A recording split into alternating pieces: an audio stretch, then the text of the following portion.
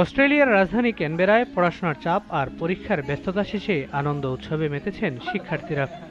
Canberra institute of technology বা সিআইটির certificate two in ইএএল কোর্সের প্রথম সেমিস্টার শেষ হওয়া উপলক্ষে আয়োজন করা হয় বিশেষ এই মিলন মেলার।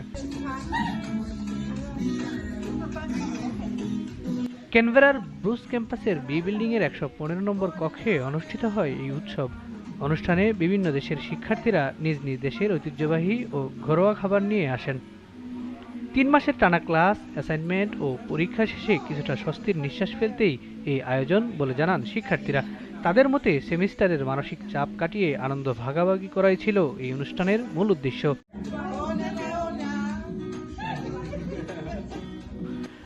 অনুষ্ঠানে উপস্থিত ছিলেন সার্টিফিকেট টু ইন ইএএল কোর্সের শিক্ষক ভ্যাং ভুয়ং থিয়েন ট্রান।